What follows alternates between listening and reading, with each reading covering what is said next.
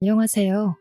이혼만이 유일한 저의 살 길이었던 속상한 사연을 하나 들려주고자 찾아온 이혼녀입니다. 다들 이혼할지도 모른다고 미리 대비하면서 결혼을 하진 않잖아요.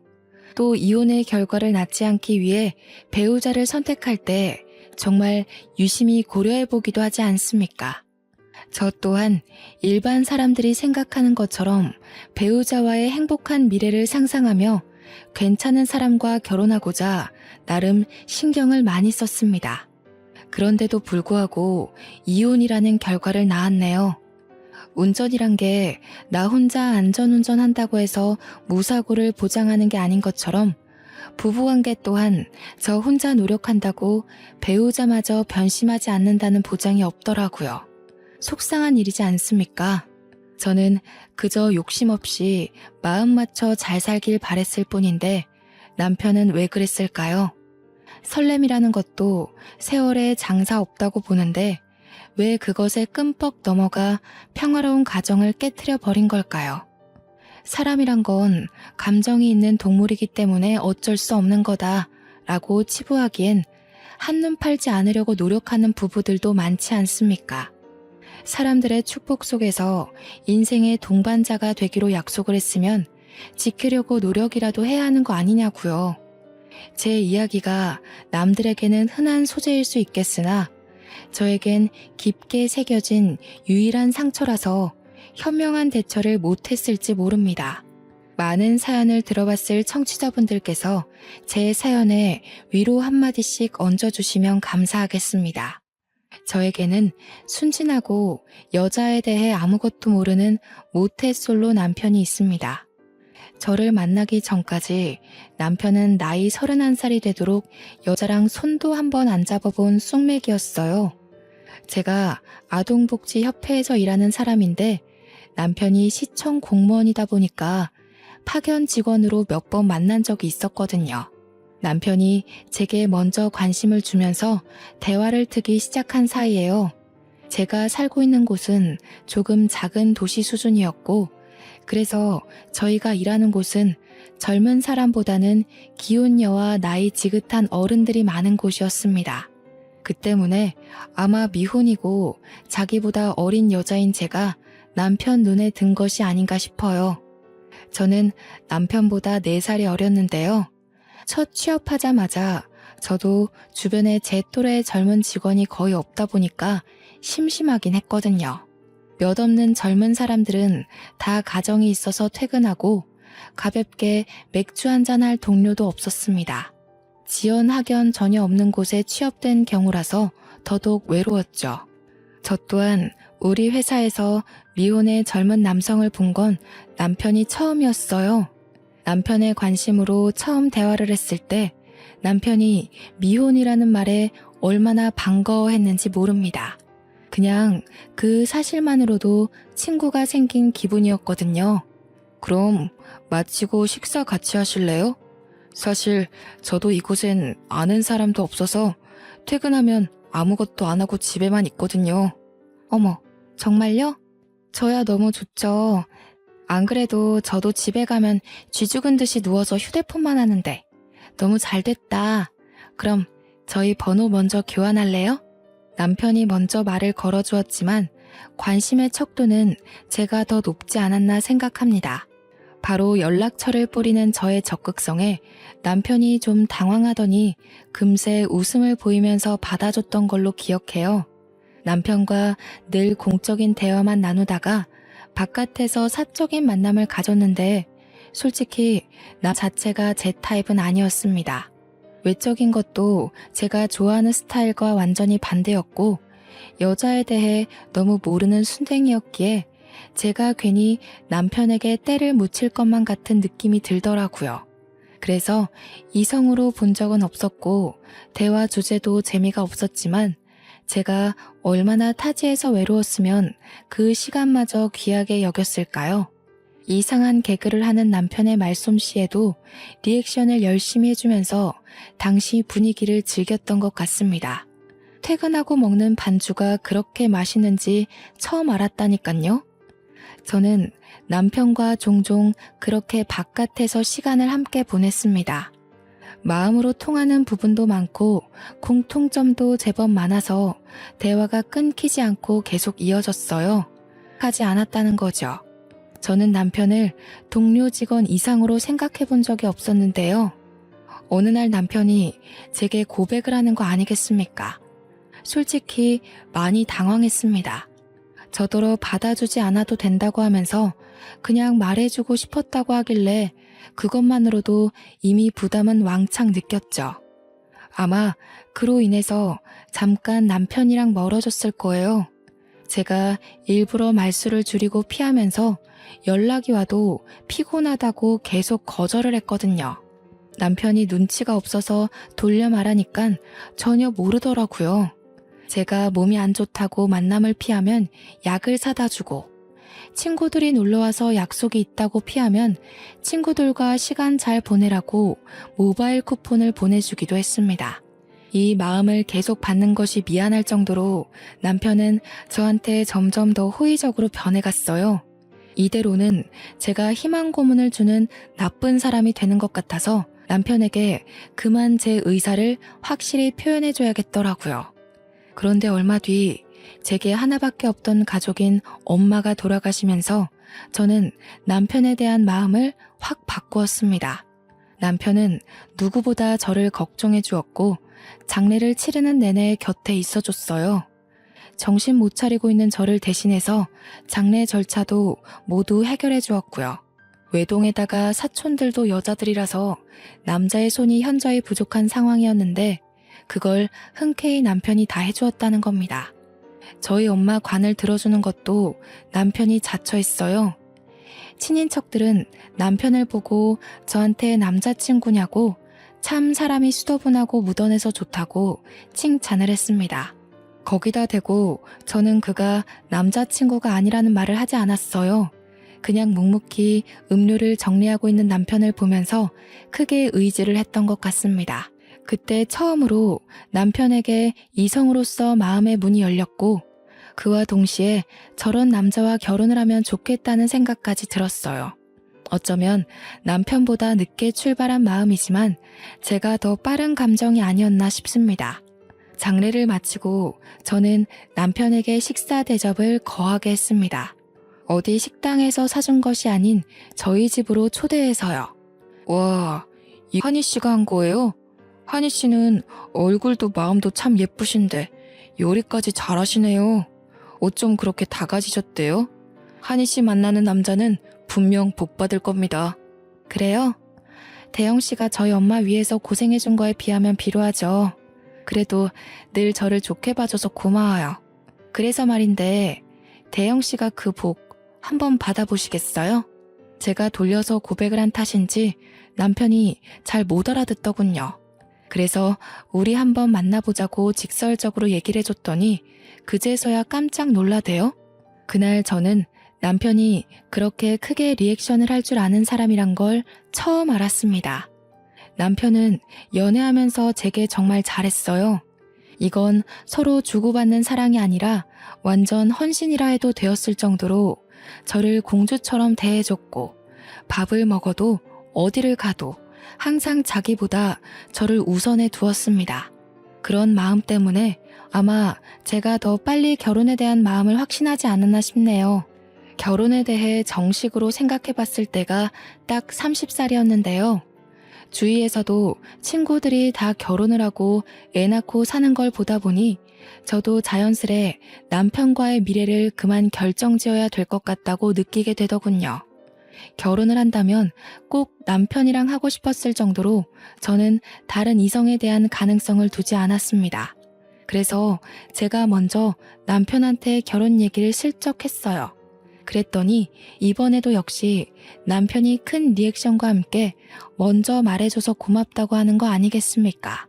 아니 너가 나한테 너무 과분한 사람이라서 감히 결혼 욕심을 못 냈는데 정말 고마워. 내가 평생 잘할게.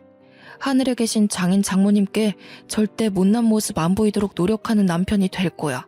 남편은 며칠 뒤 제게 정식으로 프로포즈를 했고 저희는 그렇게 시댁으로 결혼 인사갈 날짜를 잡았습니다. 시부모님은 자기 아들이 숙맥이라 평생 독거 생활을 할 줄 알았는데 이렇게 결혼할 여자를 데려왔다며 엄청 좋아하셨습니다. 저를 굉장히 귀한 손님으로 대우해 주었고 갈 때마다 매번 자기 아들 거둬줘서 고맙다고 했어요. 결혼 전부터 저는 이미 며느리 대접을 거하게 받았습니다. 그래서 저희는 식구 느낌 내기 위해서 결혼을 하고 시댁으로 합가를 하려고 했습니다. 그러나 결혼식을 올리자마자 남편이 서울로 발령이 나는 바람에 할 수 없이 분가로 시작할 수밖에 없죠. 거처를 옮겨 서울 변두리로 집을 구했고 저도 서울로 급하게 직장을 구했죠. 그렇게 소도시에서 대도시로 옮겨가 살게 되었습니다. 저도 남편도 각자 차가 있었지만 좋은 차가 아니라 그냥 무단한 세단이었어요. 직장 주변으로 집을 구했다고 하지만 아무리 그래도 서울 아닙니까? 걸어갈 수 있는 거리가 아니라서 무조건 차를 타야 했거든요. 이사 오고 한 반개월 정도는 당연히 그렇게 지냈는데 남편이 어느 순간부터 차를 안 타고 대중교통을 이용하기 시작한 거 아니겠어요? 힘들지 않아? 지하철로 가면 50분은 가야 되는데 일찍 일어나고 움직이는 거 안 피곤해? 나는 도무지 대중교통 이용할 엄두가 안 나던데. 서울은 지하철이 아니라 완전 지옥철이잖아. 힘들어도 좋아. 워낙 운동을 안 하니까 나는 생활 운동이 좀 필요해. 그렇게 출근하면 오히려 오전 근무 내내 생기가 돌아서 졸리지도 않아. 여보도 가끔 대중교통 이용해봐. 남편은 말 그대로 일집 하느라 운동을 못해서 대중교통을 이용한다는데 그렇게 바로 이해되진 않았어요. 왜냐면 남편은 평소에도 운동을 전혀 하지 않던 사람이었거든요. 무슨 바람이 불어서 굳이 피곤한 짓을 자처하나 싶었지만 그럼에도 굳이 이해를 해야 한다면 나이가 들어서 체력 관리하려나 보다라고 생각하는 게 가장 타당하다고 봤습니다. 제 직장은 남편 직장과 걸어서 30분 거리에 떨어져 있었어요. 저와 남편은 늘 점심을 같이 먹었기 때문에 점심시간이 더 긴 제가 남편 회사 근처로 찾아가 시간을 보냈습니다. 이건 굳이 서로 연락해서 약속 잡지 않아도 어느 순간부터 당연하게 지켜왔던 약속 같은 거였어요. 한두 번 그렇게 점심을 같이 보냈다 보니까 일부러 연락하지 않아도 그렇게 되더라고요. 아마 신혼이라서 고생해서라도 같이 있고 싶은 마음이 그득했던 게 아닌가라는 생각이 듭니다. 그날도 여느 때처럼 남편과 점심을 먹기 위해 남편 직장 근처로 도착했을 때였습니다. 남편이 처음으로 저와의 약속에서 지각을 한 날인데요. 한 5분 남편 회사 앞에 서 있어도 남편이 나타나질 않더라고요. 별다른 연락도 없어서 전화를 해보려고 하는 그때 뒤늦게 남편이 허겁지겁 나왔습니다. 늦어서 미안하다며 가까운 정식집으로 저를 얼른 데리고 갔죠. 자기야, 내일부턴 점심 같이 못 먹을 것 같아. 이번에 공무원 합격률 낮았잖아. 신입들이 대거 들어오는 바람에 사수가 모자라거든. 가르쳐야 될 게 많아서 당분간 점심도 회사에서 주는 끼니로 해결해야 할 것 같아. 아, 그래? 그렇게 바빠? 할 수 없지 뭐. 그럼 대중교통 이용하는 거 더 피곤할 텐데. 이제 그만 차 타고 다녀. 아니면 내가 지하철 있는 데만이라도 태워다 줄게. 그건 괜찮아. 내가 알아서 할게. 그나저나 앞으로 야근이 생길지도 모르거든. 연락은 미리 해줄 건데 갑자기 야근 잡혀서 늦게 들어가더라도 나 기다리지 말고 먼저 자. 이번에 정부가 공무원들을 왕창 뽑는다고 기사를 낸 적이 있었기 때문에 저도 알고 있는 사실이었습니다. 다만 사수가 부족해서 끼니까지 겨우 챙겨 먹어야 될 정도로 시청이 바빠졌는지는 몰랐어요. 그 뒤로 저는 남편 요구대로 한동안 남편 직장에 찾아가지 않았습니다. 저도 처음으로 동료들과 어울려서 함께 밥을 먹었죠. 하니쌤이 매일 남편이랑 점심 먹으러 가길래 인꼬 부부가 따로 없다고 생각했다니깐요. 물론 신혼이라지만 어쩜 그렇게 깨가 쏟아진대요? 아니에요. 깨가 쏟아지긴요. 요즘은 남편이 너무 바빠서 얼굴 마주하기도 힘든걸요. 아직 결혼 안 하셨죠? 저는 결혼 추천하는 쪽입니다. 남편이랑 잘 맞기만 하면 너무 행복하거든요. 제가 남편 직장까지 가서 밥을 먹는 바람에 제 직장에선 제 남편에 대해 전혀 모르면서도 아주 좋게 봐주었습니다. 회사 내에서 제 남편 이미지가 1등 남편감으로 상승했을 정도였어요. 내심 뿌듯했던 저는 주위에서 치켜 세워주는 덕에 더 결혼을 추천했던 것 같아요. 제가 정말 남편복 하나는 타고났다고 생각했으니까요. 너무 착해 빠져서 밀당은 무슨 여자한테 헌신밖에 못하는 남자인데도 역시 결혼 상대로는 이런 남자가 인기의 남편이 맞나 봐요. 그날 점심을 같이 먹으면서 내내 여직원들이 제 남편에게 찬사를 쏟아냈습니다. 진심이든 가식이든 제 남편을 칭찬해주는 것에 너무 기쁜 나머지 그 자리 밥값을 제가 다 계산했었네요. 남편은 정말 예고했던 대로 신입사원들이 들어오고부터 야근까지 하게 되었는데요. 그 때문인지 집에만 오면 기절을 하길 반복했습니다. 확실히 도시 외곽보다는 서울 일이 많기는 한가 봅니다.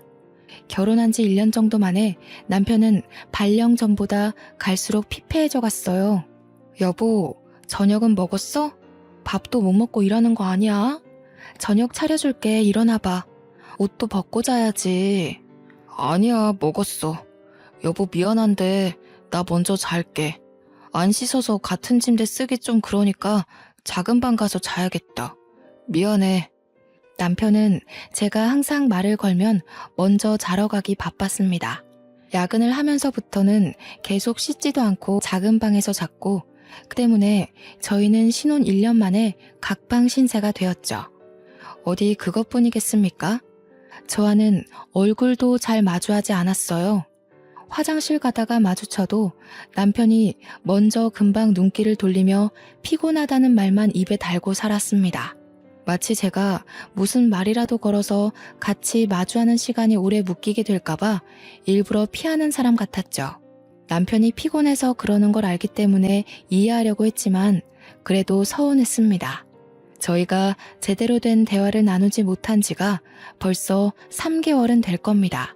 남편 회사에 신입들이 들어왔다고 한 지가 한 2, 3개월은 된 것 같은데 남편은 여전히 야근이 많고 뼈 빠지게 일을 하고 있잖아요. 신입사원 수가 많아서 그만큼 인수인계 기간도 긴 걸까요? 아는 게 없다 보니까 괜히 피곤한 사람 건드려서 예민하게 만드는 꼴이 될까봐 묻지도 못했어요. 아침밥을 차려주는 게 그나마 제가 남편에게 직접적으로 표현할 수 있는 애정이었습니다. 한날은 저희 회사 팀장님 돌잔치가 있었는데 친인척들 시간 맞추느라 금요일에 진행되는 바람에 출근한 저희들은 그날 오전 단체로 공짜 반차를 썼어요. 직원들 모두가 돌잔치에 참석을 하게 된 거죠. 회사에서 다 같이 모여서 걸어가기로 했고 돌잔치 장소는 제 남편 회사보다 조금 못 간 위치에 있었습니다. 돌잔치 주인공인 팀장님 딸을 보았는데 너무 천사 같고 예쁘더라고요. 팀장님이 흔쾌히 허락해줘서 아이를 한번 안아볼 수 있거든요. 울지도 않고 얌전하게 안겨준 딸애가 너무 사랑스러워서 2번, 3번을 더 안고 다녔습니다. 아이를 보니까 저도 애가 갖고 싶더라고요. 남편 회사 바쁜 게 좀 해결이 되면 아이 얘기를 한번 해볼까 했습니다. 당연히 평소 아이에 대한 계획은 생각하고 있었지만 아이를 막상 직접 보니까 그 시기를 앞당기고 싶은 거 있죠. 당장 그 돌잔치에서 겪었던 감정을 남편에게 문자로 표현했는데 역시 남편은 바쁜지 답장이 없었습니다. 돌잔치에서 점심을 먹고 난 후 잠깐 요깃거리 한다고 직원들이 대거 카페를 찾았는데 시청 근처에 카페가 많으니까 제가 그쪽으로 가자고 먼저 안내했어요. 아니쌤. 남편이랑 매번 점심시간 같이 보내셔서 이 근방 맛집을 잘 아나 봐요? 이런 상황에 또 짝이 없는 저만 쓸쓸함을 느끼네요. 아유, 짓궂게. 무슨 그런 말씀을 하세요. 맛집이라고 할 건 따로 없고요. 다들 크로와상 좋아하시죠? 제가 자주 들렸던 곳이 있는데 맛이 참 대중적이거든요. 이쪽으로 오세요.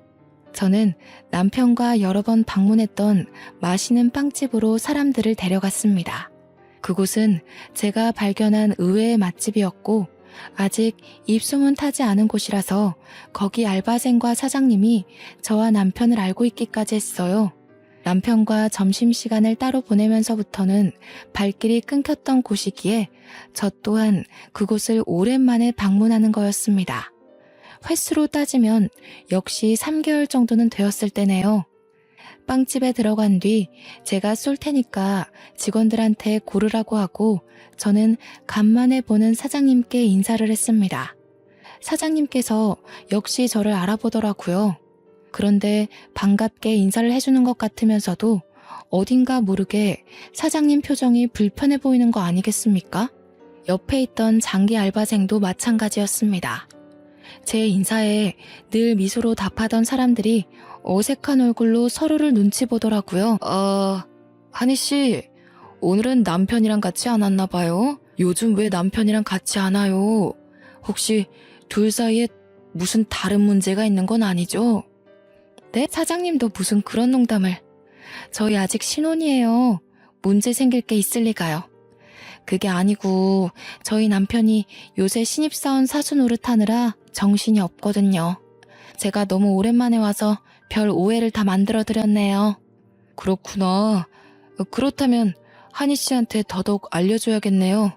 보니까 한희 씨는 아무것도 모르는 것 같은데 내가 아무리 장사치라지만 손님을 잃게 되더라도 마냥 모른 척하고 있는 건 도리가 아닌 것 같아요. 사장님은 3개월 동안 제가 빵집에 방문하기까지 기다렸다고 하면서 어떤 사실을 말해주었습니다. 주변 사람들에게 들리지 않을 정도로 엄청 속삭이는 목소리였는데요. 사장님 하는 말로는 남편이 이 빵집을 여러 번 다녀갔다고 하더라고요. 어머, 그래요? 남편도 여기 빵집 좋아했는데 바쁜 와중에도 생각나서 왔나 보네요. 자주 들렸으면 내 목도 좀 사올 것이지. 그건 좀 서운하네. 그게 아니라 웬 아가씨랑 같이 왔다니깐. 올 때마다 똑같은 아가씨던데 둘 사이가 심상치 않아 보였어요. 매일 저기 안쪽 자리에 앉아서는 둘이서 서슴없이 얼굴도 손대고 하던데 이건 그냥 선후배 관계가 아닌 것 같더라고요. 제 체면을 생각해서 사장님이 끝까지 작은 목소리로 말을 했는데요. 이 말은 바람이란 소리가 아닙니까? 그게 무슨 말이냐고 점점 심각하게 캐묻는 제 질문에 사장님은 자기도 그 정도로만 알고 있다고 했습니다. 그러면서 남편과 아가씨가 또다시 방문하면 연락을 주겠다면서 제 연락처를 받아갔습니다. 그렇게 사람들과 같이 빵집을 나왔는데 당시 들은 사실이 너무 믿기지 않아서 어안이 벙벙하더군요. 여자를 잘 모르는 남편이 숙맥이라서 먼저 고백도 못하는 남편이 바람을 핀다고? 제가 아는 남편의 이미지와 불륜이 전혀 어울리지 않아서 더 멍을 때렸던 것 같습니다. 사장님이 뜬금없이 거짓말을 할 리도 없잖아요. 아무래도 당장 남편을 만나봐야 될 것 같았어요. 무슨 말을 어떻게 물을지 생각해 본 건 아니지만 일단 남 얼굴을 마주해야 될 것 같다는 생각이 들었습니다. 저는 결국 직원들을 먼저 보내고 남편 회사로 방향을 꺾었어요.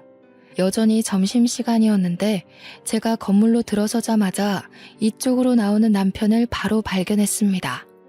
그런데 저는 바로 행인인 척 몸을 숨길 수밖에 없었어요. 남편 옆에는 빵집 사장님 말대로 웬 아가씨가 남편 팔짱을 끼고 눈웃음을 치고 있었거든요.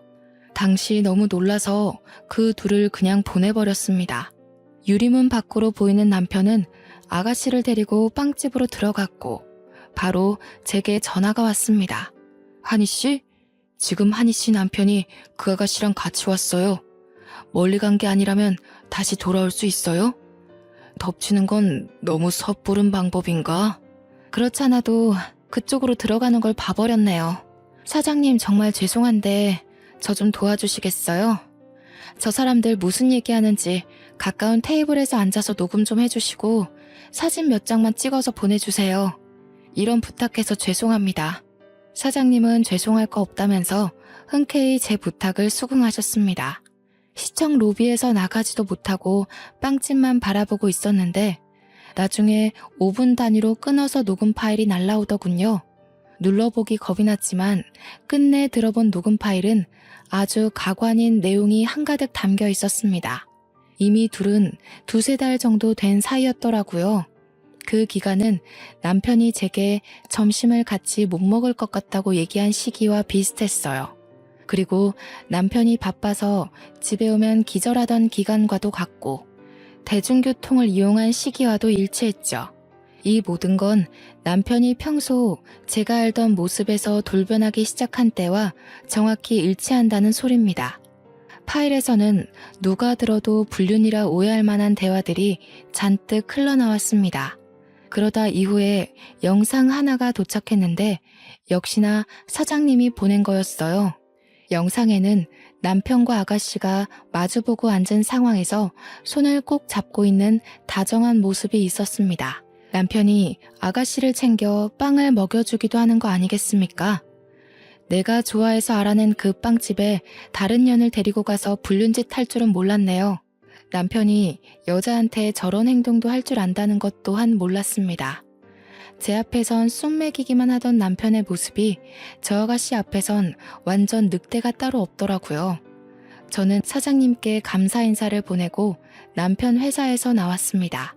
그리고 다음날 월차를 내고 남편 회사를 다시 찾아왔고 남편 있는 부서로 엘리베이터를 타고 올라갔죠. 주위 눈을 피해 점심시간이 되도록 화장실에서 기다렸습니다.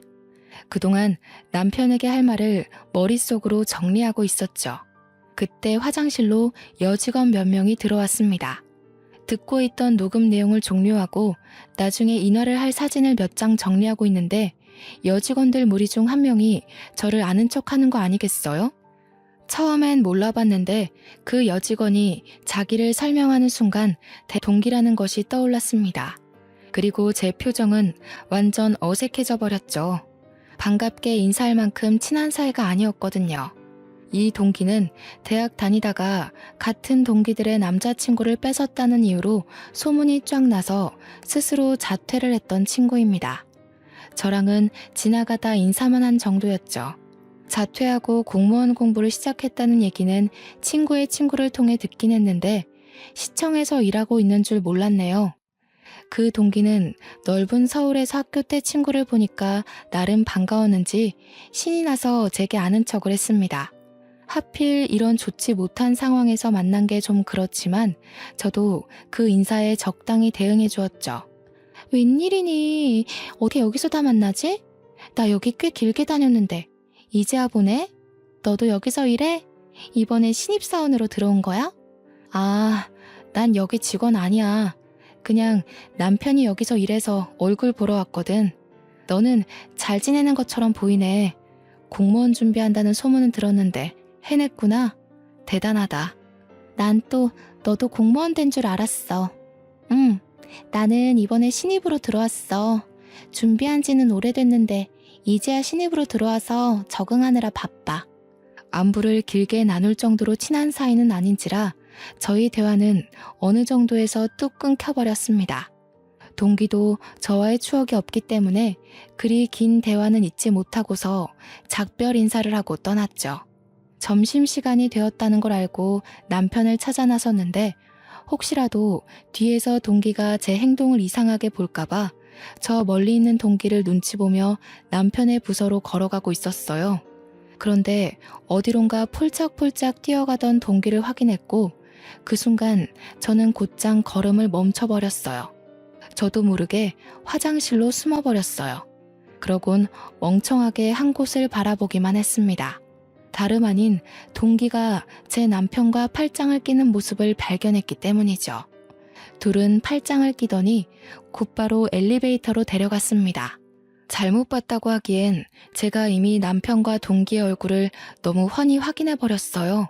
동기의 사근사근한 웃음을 보니까 그 순간 사장님이 보내줬던 영상 속 여자의 옆모습이 스쳐갔는데요. 저는 바로 영상을 확인했고 영상 속 여자의 손목시계와 동기의 시계가 일치한다는 걸 발견했습니다. 그걸 알고 나서는 당장 그 둘을 뒤쫓아갔죠. 적나라한 사진을 몰래 더 찍었습니다. 역시나 둘은 불륜 사이였던 겁니다. 사실 빵집 사장님이 처음 언지를 줬을 때 이미 예상했던 그림이긴 합니다. 다만 10% 정도는 빵집 사장님이 잘못한 거라고 부정했는데 이젠 남편을 향한 마지막 신뢰마저 완전히 사라져버렸다는 거예요. 그 와중에 희한한 건 여기 공직 사람들은 대놓고 불륜을 저지르고 있는 남편을 보고도 왜 가만 놔두는 거지? 싶었습니다. 그래서 무작정 남편 부서에 들어가서 남편의 동료로 보이는 분 잡고 물어보니까 다들 남편이 결혼한 줄 모르고 있는 실정이더군요. 황당했습니다. 남편의 기혼 사실을 아는 사람이 한 명도 없다는 건 남편이 서울로 발령 오면서부터 총각인 척 했다는 거 아니겠습니까? 그럼에도 제가 둘 앞에 바로 모습을 드러내지 않았던 건 이대로 허무하게 밝혀서 그 둘이 빠져나갈 구멍을 마련하도록 기회를 주는 게 싫었기 때문입니다. 그래서 더 머리를 굴렸습니다. 제가 복직 전공했기 때문에 그쪽 관련 직업을 가진 동기들이 많은데 그중 교정복지사로 일하고 있는 친구한테 연락을 했습니다. 그 친구에게 이 사실을 알렸더니 상간녀를 기억하는 친구가 노발대발 화를 내며 적극적인 방법을 구색해 주더라고요. 친구는 교정시설에서 일하니깐 사실 불륜보다 더 개념 없는 사람들을 볼 거 아닙니까?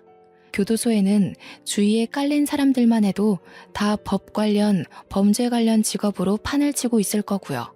그 중에는 당연히 검판사와 친분 있는 근무자들이 덜어 있을 겁니다.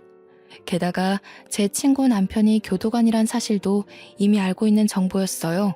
친구의 제안으로 저는 합의 이혼을 진행함과 동시에 끝까지 사이코 동기의 정체를 모른 척하는 걸로 작전을 짰습니다.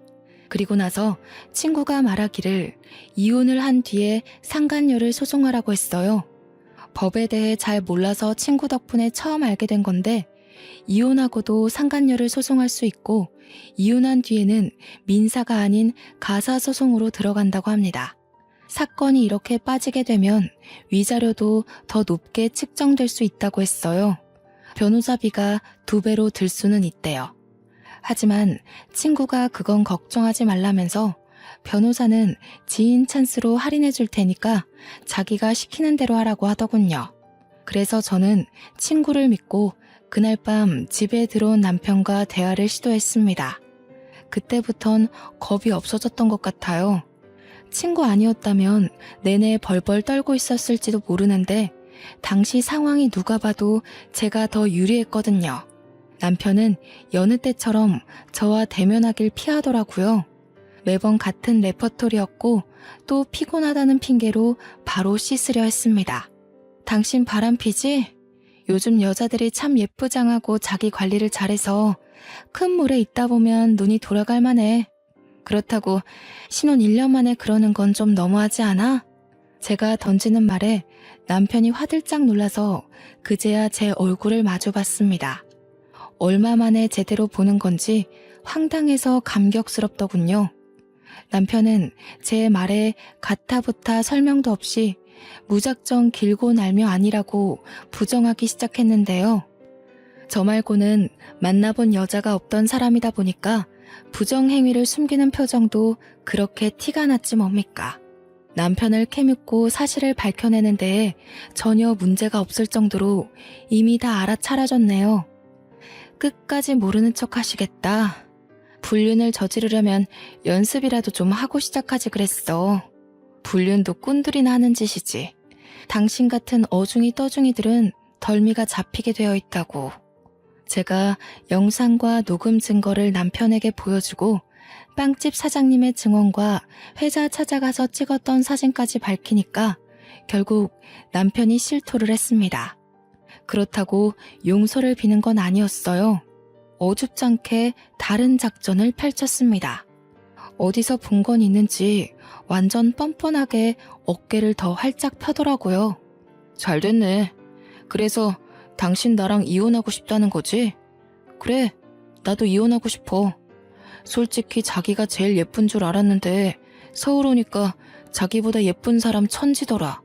다가갈 용기 없는 나한테 예쁜 여자가 먼저 다가와 주는데 그걸 어느 남자가 거절해? 심지어 그 여자는 돈도 많아서 나한테 뚜껑 열리는 차도 사줬어. 아, 대중교통 이용한다고 거짓말했던 게 다 이런 이유 때문이었구나 싶더라고요.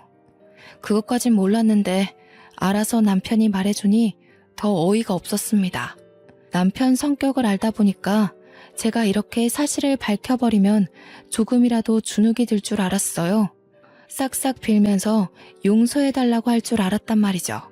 그런데 짧은 사이 일이 뻔뻔하게 변해버렸다는 건 그 동기가 남편에게 이래라 저래라 주입을 시킨 게 아닌가 싶기도 했습니다. 당황스럽긴 했지만 생각해보면 제 입장은 더 유리한 방향으로 흘러가고 있었어요. 남편이 동기에게 푹 빠지고 완전 길들여진다면 오히려 고맙죠. 왜냐면 동기 전혀 부자 아니거든요. 대학 때도 친구의 남자친구를 뺏은 이유가 전부 돈 때문이었습니다. 동기가 꼬셔낸 남자는 고등학생 막 졸업하자마자 스포츠카를 타고 다녔거든요. 그걸 보고 눈이 돌아버린 거죠. 잘 사는 집 아들 한번 잘 꼬셔서 인생 한번 펴보려고 친한 친구의 남자친구까지 작정하고 꼬셨던 겁니다. 저 동기는 남자를 고르는 기준이 못생기고 돈 많은 스타일이에요. 제 남편이 부자는 아니지만 젊은 나이에 빠른 승진을 했기 때문에 미래를 보면 앞으로도 계속 비전 있는 사람이었거든요. 아마 저 동기가 제 남편 수준 정도로 만족하는 이유는 자기 수준 또한 그렇게 막 뛰어나지 않기 때문일 겁니다. 동기가 저보다 예쁜 건 사실이지만 그렇다고 지나가는 사람 다 돌아볼 정도로 예쁜 건 또 아니었으니깐요. 그래봤자 불륜밖에 더 돼? 더러운 부정행위를 잘도 포장하네? 입 아프게 씨름하지 말고 깔끔히 정리하자. 당신 지금 그 여자랑 결혼하고 싶잖아. 내가 비켜줘야 그 여자랑 제대로 시작해보지 않겠어? 정말 이혼해주는 거야? 생각보다 시원하게 해결해주네. 당신이 꼬투리 안 잡아주고 바로 이혼해주면 나야 고맙지. 다른 걸로 문제 삼을 건 아니지? 그럴 리가. 물론 처음엔 배신감 느꼈지. 그래도 곰곰이 생각을 해봤어. 인생이 짧지도 않은데 평생 여자 하나랑만 즐겨보는 건 당신 입장에서 뭔가 억울할 것 같기도 하더라고. 당신이 당신 인생에서 마음 가는 대로 하겠다는데 내가 무슨 자격으로 붙잡겠어. 그래. 당신이 이렇게 마음 넓은 사람인 줄은 몰랐네. 아니, 알고는 있었지. 그런데 보통 부부관계에서도 이렇게 베풀기 쉽지 않은데. 아무튼 정말 고마워. 그렇잖아도 어떻게 말을 꺼내야 하나 고민 많이 했거든. 남편은 제가 너무 순순히 나오자 오히려 어리둥절해 했습니다. 물론 그도 잠시였고 금세 저 몰래 베란다에 가서 동기와 통화를 하더군요. 얼마나 좋았으면 목소리 커진 줄도 모르고 하하호호 웃기까지 할까요. 가서 뒤통수를 한 대 쳐주고 싶었지만 괘씸한 남편의 코를 제대로 납작하게 만들기 위해선 참아야 했어요. 그렇게 이혼 도장을 찍었고 관할 법원을 나와 그 앞에서 전 남편이 된 그와 마지막 인사를 나눴습니다. 전 남편이 잘 지내라면서 악수를 먼저 권하더라고요. 저는 계속 감정을 숨겼을 뿐 절대 이혼까지 마음먹는 게 쉽지 않았습니다. 법원에 오기 전까지는 보복할 마음밖에 없었는데 막상 이혼 서류를 제출하고 나니까 정말 모든 게 끝난 기분이었어요. 전 남편과 사이좋게 악수를 나누는데 참 기분이 많이 착잡했습니다. 그동안 당신 만나서 많이 배웠어. 당신 아니었으면 나 지금까지 결혼도 못하고 혼자 살았을 거야. 나한테 사랑할 수 있는 방법을 가르쳐줘서 고마워. 덕분에 좋은 사람 만나서 제대로 살아볼 수 있을 것 같아. 이런 사람을 두고 그간 추억을 떠올리면서 아쉬움을 느꼈던 제 자신이 숭 비참했습니다. 이럴 거면 나한테 헌신하는 태도를 보이시나 말지. 그런 생각이 들면서 남편과 맞잡은 손을 놓았어요. 그리고 끝인사로 남편의 뺨을 시원하게 내리쳤죠. 그런데 그건 알아야 돼. 당신이 날 내몰고 이러는 그 인연은 결코 떳떳해선 안 되는 관계라는 거. 절대 잘한 짓이 아니라는 거. 한 번만 해도 세상 사람 손가락질 받는 그 짓을 2번, 3번 반복해서 불륜에 중독되는 일은 없길 바래. 참, 그렇게 이러는 결실이 절대 행복할 수 없다는 것도 알아두고 그렇게 저는 남편과 결국 마침표를 찍었습니다. 돌아서고 나니까 눈물이 나더군요. 이건 남편을 잃었다는 슬픔이 아닌 그간 저런 사람 옆에서 히히덕거리며 행복해했던 저의 쪽팔린 과거 때문에 화가 나서였습니다. 갈라선 뒤 저는 길게 슬퍼할 시간이 없었습니다. 친구 말대로 둘이 결혼하기를 손꼽아 기다렸죠. 그런데 이게 웬일입니까? 둘의 결혼 소식을 듣기 전에 아이 소식을 먼저 들어버린 거 아니겠어요? 상간녀가 제 남편 잡으려고 아주 발악을 했나 보더라고요. 그 때문에 결혼식보다 혼인신고를 먼저 했다고 들었습니다. 남편이 저를 좋은 친구로 남기려고 하는 건지 저한테 꼬박꼬박 문자를 남겨줘서 알았어요. 답장을 해준 적은 없지만 결혼 사실을 전달받기 위해서 아직 차단을 하지 않고 있었거든요.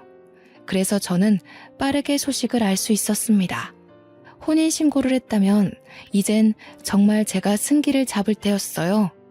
저는 그제서야 친구 도움을 통해 추천받은 변호사를 선임했고 곧바로 상간녀 소송을 때렸습니다. 정확히 상간녀 쪽에서 소장을 받은 날에 남편한테서 전화가 왔는데요. 이혼하고 나서도 제게 문자만 했지 전화는 한 적 없는 사람이거든요. 그런데 얼마나 놀라고 마음이 급했으면 전화가 왔을까요? 당신 뭐야? 내가 받은 이거 상간녀 소송 맞아? 아니, 이게 어떻게 되는데? 우리 이혼했잖아. 그리고 이런 거 문제 삼지 않기로 하지 않았어? 사이좋게 이혼해놓고 왜 이래? 세상에 사이좋게 이혼하는 부부가 어딨니? 당신은 여자를 몰라도 너무 몰라. 뭐 그래도 당신이 내 말을 곧이곧대로 믿고 이혼 도장 찍는 덕분에 편하게 소송했어. 상간녀 소송은 법이 그렇대. 내 앞길에 빨간 줄 생긴 것도 억울한데 돈은 받아야지 않겠어? 당신까지 왜 이래? 안 그래도 와이프 때문에 골치 아픈데. 와이프가 지금 시댁에서 얼마나 사고치는 줄 모르지? 알고 보니까 완전 빚쟁이더라고. 뭐 이런 여자가 다 있대? 신용불량자 주제에 카드는 또 뭐 일이 많은지. 나 이렇게 돈 개념 해픈 여자 처음 봤어. 이거 완전 사기 결혼 아니냐고. 전 남편은 제가 자기랑 이혼한 사이라는 것도 망각했는지 갑자기 저한테 속풀이를 엄청 하더라고요. 저를 원망하다가도 상간녀 욕하길 반복했는데요. 상간녀랑 이미 혼인신고는 해버렸고 애까지 생겨서 완전 발목 잡혔다고. 결혼식도 안 올렸는데 매일 싸운다고 합니다. 미안하지만 잠자코 듣던 저는 불난 집에 기름을 들이부었어요. 상간녀 실체를 까발리기에 때가 적당하다고 생각했거든요. 내 동기 중에 친구들 남친 뺏어 사귀는 성격 더러운 여자애가 하나 있었거든. 소문이 어찌나 더러운지. 아직도 걔 얘기하면 다 사이코라 그래. 걔 결국 눈치만 보다가 자퇴까지 해버렸잖아. 그런데 그게 누군지 알아? 네가 날 버리고 선택한 그 여자야. 네가 임신시킨 그 여자라고. 무슨 말인지 알아? 뭐라고? 뭐라는 거야? 갑자기 당신 동기 얘기를 왜 해? 우리 집 지금 엄청 힘들다니까? 소송 취하해달라고 부탁하는 거잖아. 역시 눈치가 없어서 못 알아듣네. 내가 여자 다루는 법만 알려준 게 얼마나 다행인지 몰라. 여자 보는 눈까지 길러줬다면 당신이 어디 벌 받는 기분이겠어? 당신이 불륜 속여서 이혼한 것처럼 나도 당신 속여서 위자료 좀 많이 받고 싶었을 뿐이야. 그러니까 당신 제대로 덫에 걸렸다고. 제 말에 충격을 꽤 받은 건지 전 남편한테서 돌아오는 말이 없었습니다. 저는 거기다 대고 사이코랑 손잡고 지옥길 잘 걸으라고 응원해주며 끊어버렸네요. 바로 연이어 전 남편한테 다시 연락이 왔지만 받지 않았고 뒤늦게 연속해서 오는 문자들을 보니 그제서야 저한테 사과를 하면서 제발 자기 좀 도와달라고 빌더라고요. 이제 새 삶을 살아야 되는 제가 뭐하러 재활용도 안 되는 남자를 거두겠냐고 답장해준 뒤 완전히 차단해버렸어요. 불륜 남녀 둘을 이렇게 망가뜨리기까지 저도 힘든 시간을 보냈습니다. 누군가한테 복수한다는 것도 에너지 소비가 굉장한 일이란 걸 알았어요. 둘을 콕 깨지도록 만들어주는 덕에 속은 시원했지만 마냥 기쁘진 않더라고요. 겨우 이런 결과를 만들어내자고 결혼을 한 것이 아닌데 꼭 저를 지키지 못했다는 느낌이 들었어요.